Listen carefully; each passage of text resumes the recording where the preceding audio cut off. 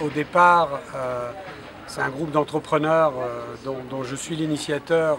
L'idée a été dans les années 2000, de créer un incubateur en dur. Et donc l'opportunité s'est présentée de cette ex-usine de Dow Chemical, de la racheter pour en faire un centre d'incubation.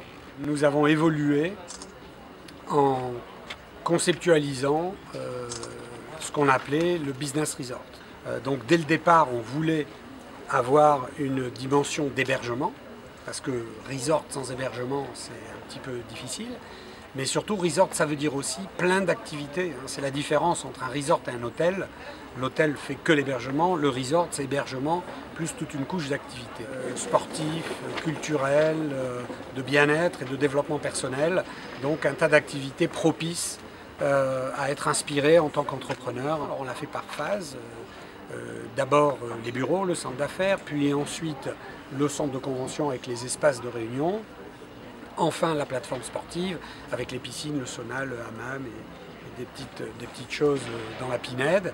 Et maintenant, enfin, il a fallu quand même attendre 10 ans pour arriver à faire donc la résidence hôtelière. Mais c'est bien que ça ait duré, puisque au départ, la résidence hôtelière devait être faite dans le sud du terrain, et elle était forcément beaucoup plus petite.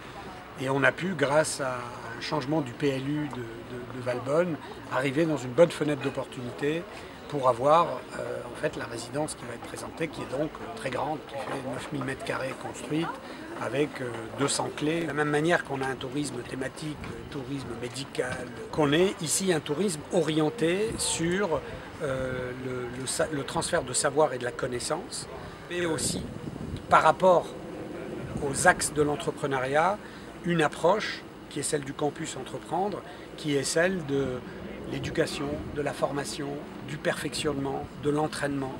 C'est plus de 30 millions d'euros pour la résidence, bon, entre le projet, le foncier et la construction. Clairement, on prend le défi parce qu'évidemment, on est dans un endroit extraordinaire et vraiment, on veut en faire un lieu de vie. Un lieu où il n'y a que des bureaux, c'est totalement anachronique et envisageable aujourd'hui.